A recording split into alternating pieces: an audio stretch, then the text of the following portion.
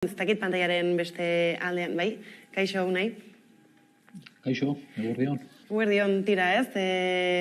PNV eta SOE lanean ari dira, ez? Berez progresibitatea handitzeko helburuarekin zerga erreforma bati ekiteko. Oposizioak, ez? Aspaldidanik eskatu du, ez? Erreforma bat behar dela. Nola jaso duzue zuek albiste hau?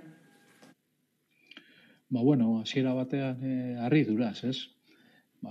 Orain arte edo orain arte ikusi dugunarengatik, batipat. Alegia, hainbat eta hainbat izan direla, bai Euskal Herria Bilduren aldetik behintzat, halako eskaerak, ez?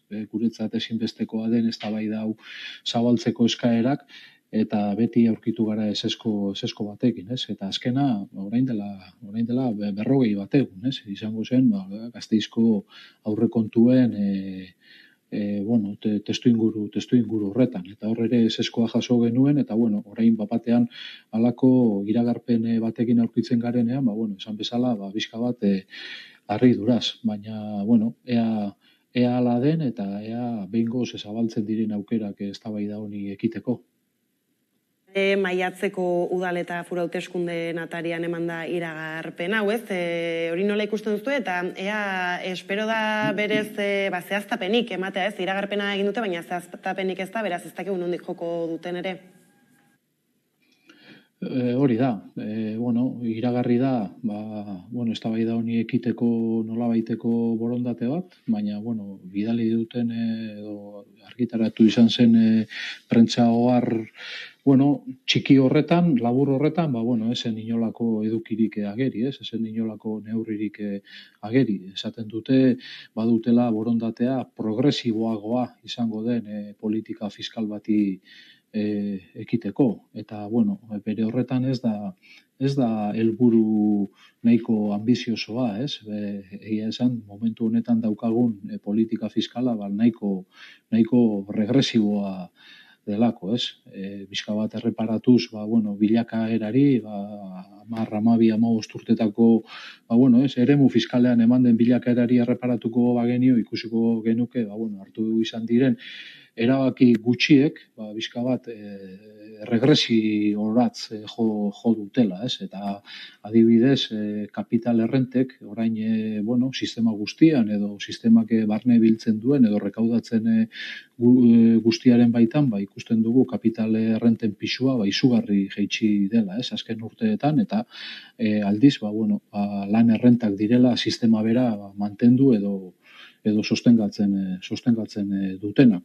Orduan esan bezala edukirik ez, eta inolako neurririk ere ez. Baina erreparatuz ere, bizka bat, bai alderdi jeltzaleak azken urteetan egin dituen azken mugimenduei, esan dezakegu, mugimendu horrek espreski ez direla etorri, ez, progresibitate baten baitan, baizik eta etorri direla berriz ere, gehien dutenen interesak nolabait bermatzera edo mantentzera, ez? Eta eman ditzazkegu adibide batzuk, ez? Azken urteetan egin dituztenei erreparatuz. Eta aipatu duzunez, ez, ikusi beharko dugu zer den progresibitate horren esanahia, euren arabera, eta bukatze aldera Unai, gako batzuk eman dituzu, baina zuek esan duzu, ez, eskaera aspalditik egin izan duzuela, ez, eta orduan zer jaso beharko luke EH Bilduren arabera erreformak? Gure ustez, erreforma, sakon batetara joateko arrazoiak badaude, konturatu behar gara azken urteetan, nolako testuinguru sozioekonomikoan egon izan garen, ez? Eta 2008-2009 ona, non hor izugarrizko krisi ekonomiko batek estanda egiten duen, mundu mailan, guztiok dakizkigu horren ondorioak zeintzuk izan ziren, pandemia etorri da orain urte gutxi batzuk, pandemiak ere utzi ditu bere ondorioak, inflazioa dago inoizko mailarik gorenean, badago gerra bat Europan, badago erregai fosilen krisi bat, eta horrek ere bere ondorioak ditu. Eta gu harritzen gauena da, testu inguru horretan, eta mundu mailako ia gobernu guztiek, eztabaida fiskala mahai gainean izan dutenean, hemen ezer ez egitea, ez? Orduan, guretzat urte asko galdu dira, zentzu horretan, urte asko galdu dira, eta urte asko galtzearen ondorez, gu uste dugu momentu honetan bagaudela egoera batean, non erreforma fiskala nahiko sakona izan beharko litzatekeen, ez? Eta hainbat neurri hartu beharko lituzkeen, baina hasieran esan dudanari bizka bat helduz, guk uste dugu hartu beharreko neurri guztiek erantzun behar diotela, gero eta progresiboagoa izango litzateken erreforma fiskal baten bidean etorri beharko liratezkeela, ez? Eta bizka bat orain arteko tendentzia regresibo hau irautzera etorri beharko liratezkeela. Kontu konkretuei aipamena egiterakoan, bai pertsona fisikoen gaineko zerga edo sozietateen gaineko zerga, guk uste dugu hor badagoela izugarrizko lana bi zerga horiek dituzten kenkarien berrazterketa bat egiterakoan, ez? Adibidez, sozietateen gaineko zerga esaten zaigu 121 edo 120 piku horretan dagoela, baina gero errealitatean edo praktikan ikusten dugu hori ez dela horrela. Ez guk adibidez planteatzen dugu sozietateen gaineko zerga gutxieneko tipoa 15 izan beharko litzatekeela, baina 15 erreala. Ez? Erreala. Orduan hor badaude, kenkariak bi zerga horietan eta gure ustez adibidez egon beharko litzateke izugarrizko revisio sakon bat kenkari horien inguruan. Zergatik diogu hori?